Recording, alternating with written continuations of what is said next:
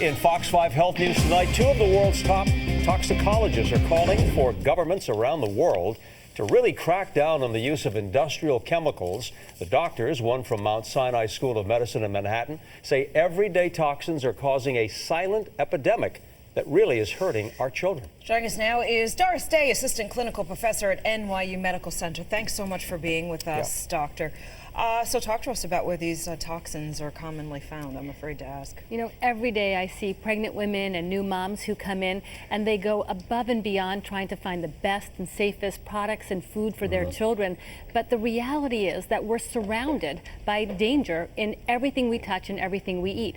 It's things like arsenic, lead, DDT, things that like flame retardants. There's so many things I can't even get them all out. Very long list, and it's in your toys, in your clothing, in your food, even in fluoride in the water, in fish that you eat. So you think you're being healthier by eating fish, but you're still getting some danger in there as well. There's just so much we don't know. Tell us about how these chemicals really are affecting our children and even unborn babies.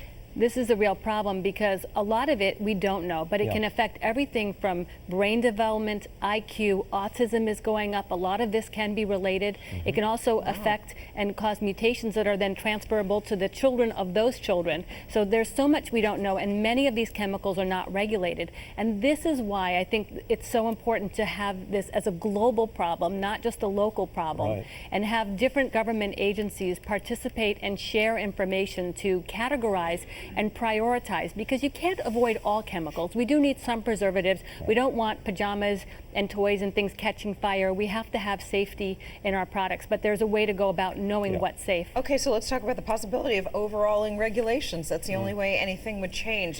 Do you think that's a tough task? And why aren't doctors pushing for this? It is a very, very tough task because it increases the cost of creating products, and there's issues with regulations. We have to understand the chemicals to begin with. So I think it starts as a grassroots effort to know what chemicals are being used and how they're being combined, and a lot of it can end up in the water. Some of it is mining runoff that ends up in the plants and the foods that we eat. And I think doctors will start pushing for it more and more, starting with pediatricians and allergists even. But the problem is because we don't even know what many of these chemicals are or are doing. We don't even know where to begin the attack. Well, there are a lot of watchdog agencies, there are parent organizations all trying to get to this problem, so let's hope something does happen. I agree. Let's move on. In the meantime, also in the headlines, if you're a new patient who needs to get an appointment with a specialist, forget about it.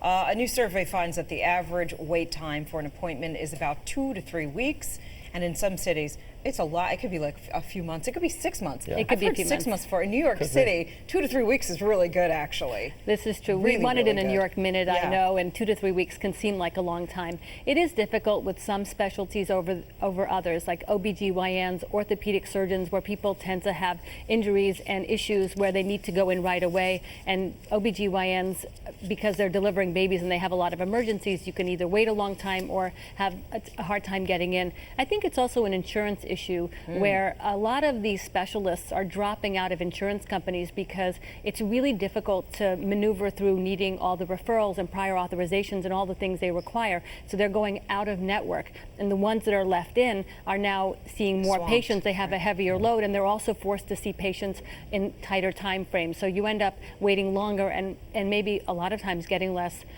time with the doctor when you're there, and sometimes not even seeing the doctor. You see an extender. One of the arguments you hear from a lot of people too, they'll say, well, you know what, if it's a long wait for the doctor, it must mean that this doctor's pretty good. You know, so maybe I will wait. But as you pointed out, there are also some consequences, you know, if you really need to see someone. This is true. And yeah, that's true. When you go in, if the waiting room is empty, you wonder how good they can be. And if it's packed, you don't want to wait. You feel bad that you have to wait so long, but you might feel like you're in good company. A lot of these, there's a psychology to it. And there are these city MDs that are coming up too as well. You know, people can just walk in and get some immediate attention if they need that. I think for common things, like if you have a common cold or some common things, it'll take it out of the urgent care setting, but I don't think that replaces a specialist or a regular physician. Okay. Thank you, Doc. Joining us, our friend, Dr. Doris Day, Assistant Clinical Professor at NYU Medical Center. Thanks so much for being with us. Dr. Day, talk to us about the first thing that you should do to protect your skin from this dreadful weather. Well, if you don't have a humidifier, the first thing you should do is go out and get one and put it in your bedroom. And it's very easy to know how to set it. The newer humidifiers are really nice because you often don't need a filter and you can just set it to the just below fogging up the glass. So you don't need to know a number or anything. You just turn it on. When you see the windows fogging a little bit, you've gone too far. Yeah. Dial it back a little bit. And hopefully you're getting a good 8 hours of sleep and spending some time in that bedroom. So that's a good amount of time to get that humidity into the skin. But to make the most of your humidifier, you should take a bath or a shower because that does add water to your skin. Use a gentle wash, not a harsh soap cleanser. And I'm looking at you, Steve, because men tend to use those harsh deodorant We get soaps carried that away are with it. driving. Yeah. So something that's lighter, even with a little puff, where you could put the cleanser on the puff and use that to wash the skin so less product goes a longer way. Not more than 10 to 15 minutes in that shower, and ideally not too hot. I know it feels good to have that hot water. Right, but that's bad for you too. But it's not so good for your skin because it'll pull the natural oils out. And then pat your skin dry. And to moisturize, use a cream, not a lotion, in the winter time because that cream is more oil-based. What do you And that mean? oil- What's the difference between a cream and a lotion? It's either oil and water or water and oil. Okay. So just that combination of that formulation, the richer, the creamier, the more, it may feel a little bit more greasy, but the newer creams are really quite elegant, cosmetically elegant, and so they can hydrate your skin, pull water in, lock it into your skin. One of my favorite ones contains lactic acid, it's amlactin, but there's CeraVe cream, there's Cetaphil cream, lots of really great choices right at your local drugstore. The important time to put it on is when your skin is still damp. Damp from the shower. I've read that a lot, actually. Yeah. That'll pull water in and lock it in. Then you go into your nice room that has the humidifier, and that water in the air will help keep that water in your skin. So let's be clear, you don't have to spend a lot of money on these creams. Or the humidifiers. You can find them even at your local drugstore. So you don't have to get exotic with any of these products. Everything's at your local drugstore, Home Depot, Lowe's, wherever you shop, you can get something very reasonable and accessible. All right, what that about the works. hair and the nails too? Hair and nails can get very dry. The straighter your hair, the faster the oil from your scalp will wick down. And so people with interesting. straighter hair notice that their hair tends to be oilier. Curly hair, it takes a long time for that oil to kind of go through. So curly hair tends to be drier. I often recommend conditioning the ends before you even shampoo. This way you have a little bit of a barrier against the shampoo just for those ends. Things like coconut oil are really great for a hydrator mask if you want to make that for your hair. And your nails can be conditioned too. Olive oil, just extra virgin olive oil or coconut oil is a great nail conditioner, and you can use that as well. It makes a very big difference. Wow.